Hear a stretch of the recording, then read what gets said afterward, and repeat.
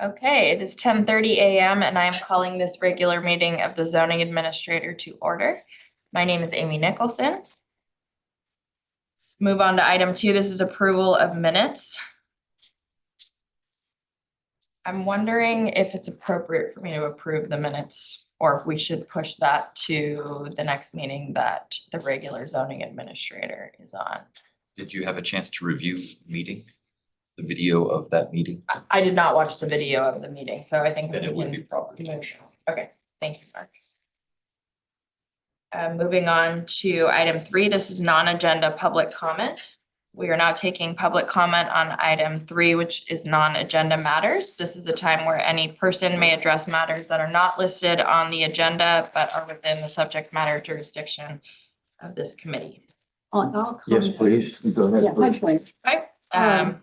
I'll comment on, wait, what did you say, number 3 is? So number 3 is for public comment on non-agenda items. So if Oh, the, you're saying number 3, okay. Correct. I was gonna comment about an agenda item, but I will bring up that I have a house on Spain Avenue and it's been a problem. And I've had trees cut and it was illegal. And now the city is giving me a violation for my sidewalk, which they fixed. And I'm very unhappy about this and it should not be happening. My driveway has been seriously damaged. And it's because of the construction that's going on across the street, which is not acceptable at all. So I just want to comment on that non-agenda item. I'd like to comment on it. If I look at that, Let me reset it for you. yes, thank you. The Go most ahead. important part of the meeting is the time. My name is, are we ready? Yeah, go ahead. Hello, my name is Dwayne DeWitt. Let me just say my name, Janice Carmen. Oh, give me I'm back sorry. those seconds. They've taken seconds away from me. Oh, I'm sorry, You Dwayne. gotta remember, these people are all about the seconds. Oh, I I should mean, have said let's my kick you name. off I'm if you- sorry. I was almost late. Sir, go ahead. All right, Sorry, Mark. we're ready to roll? My name is Dwayne DeWitt. I'm from Roseland. I'm here to talk about an item that zoning administrators have inflicted upon Roseland. You probably don't remember this, but a few years back, when Andy Gustafson and Adam Ross were handling a project called Burbank Avenue Apartments, they essentially were able to thrust that into the community without much community involvement because they used the zoning administrator approach instead of having a public hearing about this major project with hundreds of housing units. With that in mind, Connor McCoy was the planner that handled it, and he ignored the stipulations of the city's tree ordinance about how you're supposed to save trees if you can, and that if not, you'll be providing some sort of a replacement somewhere on the property that's in question or mitigations. With this in mind, Burbank Avenue had one time been a scenic road. We fought hard to get that designation. We worked for years to get that designation and to save our tree tunnel on this beautiful road, which has now been ruined because of the Burbank Avenue Apartments projects and other projects. And it just looks like any other messed up street in Santa Rosa.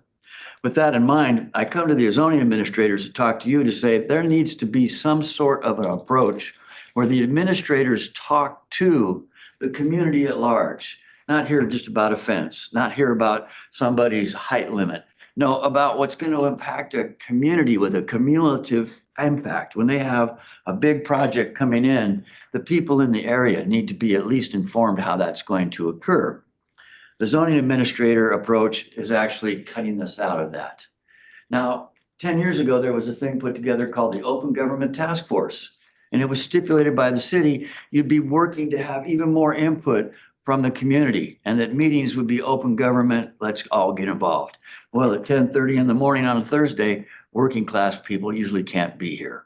So I'm hoping that you folks will take in mind how this Burbank Avenue Apartments project, which then morphed into selling a bunch of housing and essentially ruining what was once a relatively nice neighborhood, that you'll look at this and say, okay, we see this as a community concern.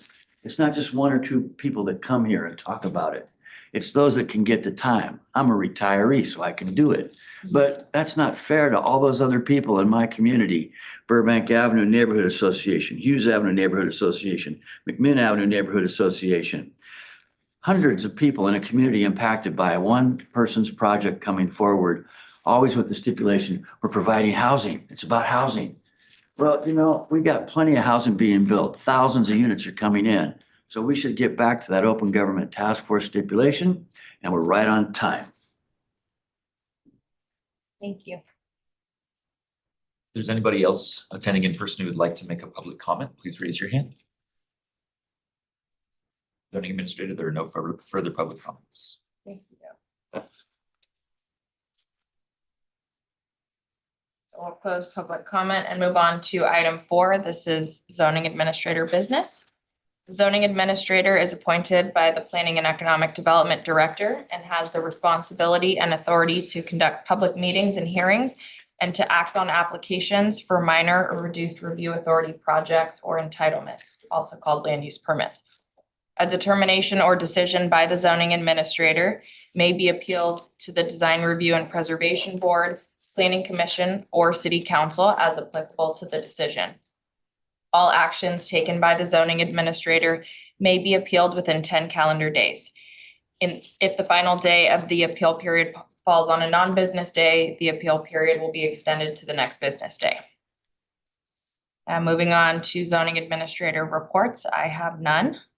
There are no consent items on the agenda today, so we will move on to our scheduled items. And I'd like to reorder the agenda to discuss item 6.2, which is a minor conditional use permit for the property at 627th Street first, because staff has an update. I have an update. Yes, we were scheduled today and a last minute question has come up about the water fees or water demand fees. And we've continued the item to July 17th. So there won't be any additional noticing scheduled at this point. It's just bumping out a couple of weeks past July 3rd. So we wouldn't do it on a holiday weekend if somebody wanted to participate. So July 17th is the date of that zoning administrator. Yes, that will be I fine. didn't hear what you said about why this is being continued. There were questions that came up from staff about water fees. So Water deeds? fees, demand Fees. fee, Okay, thank you. money. Thank you. Got it. Thank you. I've come specifically to speak on Can that I make a item. comment about it It's just been anyway said that for they're the not. future? It's up to the zoning administrator. Can I comment about something that's It is now on here? not. It's an not a agenda negative comment, but it's for a this meeting. helpful one. And so typically that would be a non-agenda item We've at given, this point. Okay, I'm I'll okay. do it I for mean- non. It's your call. I'm- And we've done it. We We've done it. just- because you both have taken the time to come here, we'll all go ahead and. Okay, I just want to Comment. say something about, Janice, can you introduce yourself? thank you. And Janice Carmen. and I'm going to go ahead and share the timer Okay. so that everybody can And thank see you for that. letting me talk because I've been very involved with the county. And I went for a year to all the county meetings to try and keep the rangers from getting their law enforcement taken away from them. So during that time, I learned a lot about the many ordinances that were coming in and also the things that were going on the ballot. So what I want to comment about is that this project, and I know about the homelessness being rehoused into a number of the hotels during the COVID. And I'm not completely up on the homeless right now, but I just want to offer a comment that on the ballot was a new tax, and that tax is an additional tax to the regular city or county tax that you pay on a hotel. And the hotel, because this is a mixed use and partly would be a hotel, the hotel would be taxed for any additional services. As I understand this tax that was on the ballot in November, would be taxed for additional services, which would mean you'd have to charge more. But the part that was a little challenging about this was that they would make the hotel owner collect the fees if they used anything additional. Like if they had, like, let's say a regular person rented the hotel, if they ordered flowers, or if they had a limo come, or if they joined a tour, whatever they booked additional, they would tax that along with the hotel, is how it read at the time. So I'm just saying that that's a heads up that the owner could be expected to collect that tax and may collect it upfront. I'm not sure about that part of it right now. But it would complicate the idea of homelessness if there were to be some homeless rehoused into the hotel. And I would hope that the city would look for an exemption from the additional tax that would be charged for housing a homeless person into the hotel, because it's a little complicated. But I just wanted to bring that up, and that's not a negative thing. That's a thing that has to do with the expenses, and it has to do with the owners having to possibly collect it up front, and it has to do with the city being exempted from having to do that if they are rehousing homelessness. So that's just what I wanted to bring up.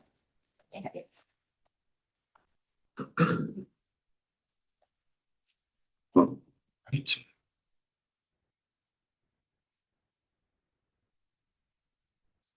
And sir, whenever you're ready.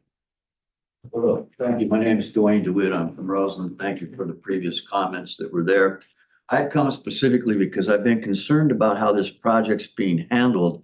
And I would hope that you folks would make available to the public more of the information about specifically what the conditional use permit would entail. We should be able to come in here and see a copy of what the conditional use permit requirements are going to be.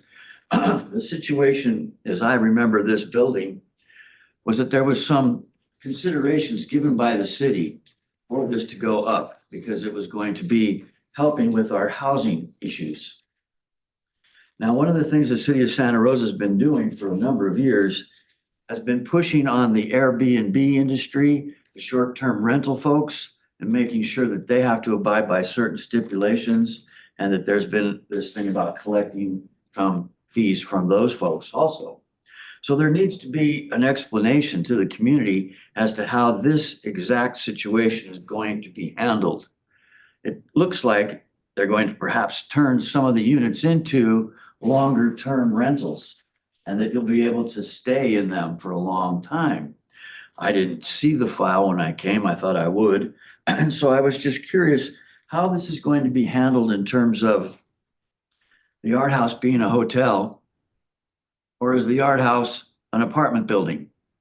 And if it's one or the other, or if it's both, please explain it to the community so we understand it fully, and then we understand the revenue stream that could actually help the city. The city wants to raise our sales tax, and there's a lot of people that think 10% is already way too high. This is an area where you could be getting funding, the transit occupancy tax that goes on to hotels. And if the people are going to be staying there, that extra tax could help us. So these are the things that need to be explained in greater detail and prepared for the next presentation when this is on the agenda for the long-term discussion. I bring this up because I'm not a home computer guy. I have to go to the library. I don't have a lot of the, what are those things called? Amenities that folks do. Once you retire, it's like, hey, we're over here saving every penny, right? So I go to the library and it's only open certain hours. I only get to do certain things there. This information should be made available to us when we come to government meetings. That's what the Open Government Task Force was all about. 10 full years ago, I attended those meetings and it was all about, yes, information to the community. It could start right here at design review. If you haven't seen the recommendations that came from that task force, please look at it, share it widely, and have everybody you know in government say, yeah, this is what we could be doing, and it would save you money in the long run on time again. There's just one. This is another helpful comment for the city. I'd be happy, Yeah. yeah, we can speak after the meeting. Okay, all Thank right. you. Okay. Okay, thank you for those comments. We will, and thank you. Planner Murray, Supervisor Planner Murray. Is that it? Are you adjourned? No, we're gonna move on to the other item, which is item 6.1. This is for a minor conditional use permit for a residential fence located at 1926 East Foothill Drive. And Planner Hartman will be presenting. Thank you, zoning administrator Nicholson. Let me just hold up project here. Okay. All right, so I'm presenting this fence application today, which is a minor conditional use permit application. Those are not working. Let me click. There we go. Okay, sorry about that. So the applicant is proposing to construct a 7-foot tall fence within the corner side setback. And the height, I should specify that it is going to 7 feet, but the last foot is kind of a lattice trellis design. And then it's 6 feet of just the solid wood fence. There's an existing fence there currently, and they're basically just trying to get a little bit more backyard space there. So they're kind of bumping out the fence. So it's going to be the same design as the fence that's there currently. And it's going to be placed 5 feet back from the sidewalk along Gross Avenue, which I'll point out here in the aerial. So it's a little bit hard to see, but there's currently the fence line is going here. So they're just extending it out a little bit. And it is going to be outside of that vision triangle there as well. So this is just a bigger aerial view of the neighborhood. As you can see, it's all pretty much single family residential area. The zoning is R16, which again is low density residential, and the general plan land use destination is also low density residential.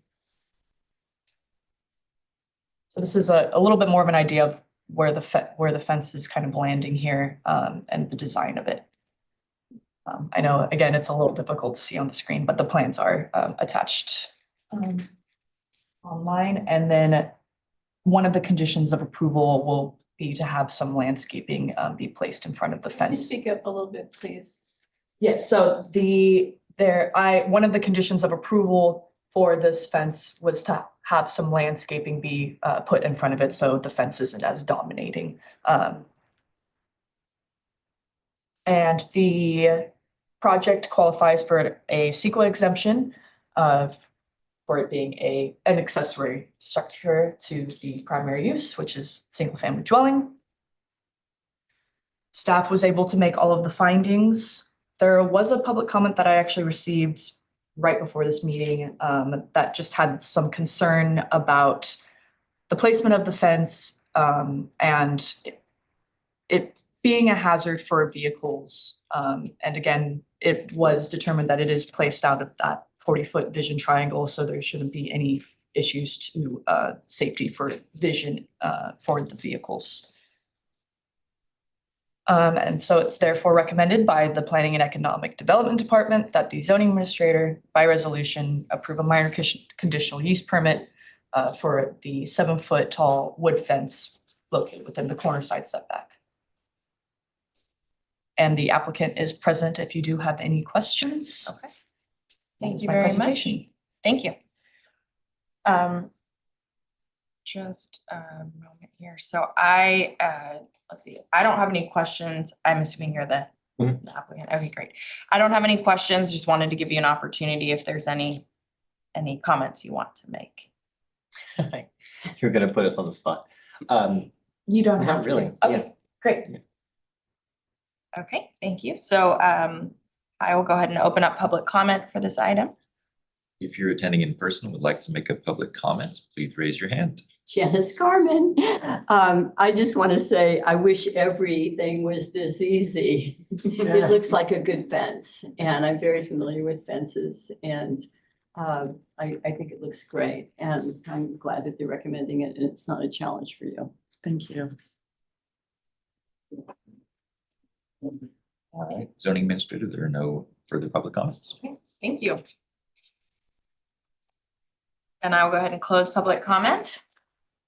I did review the resolution and the plans that were attached, and thank you for the presentation. I think that, and I also did a drive-by site visit.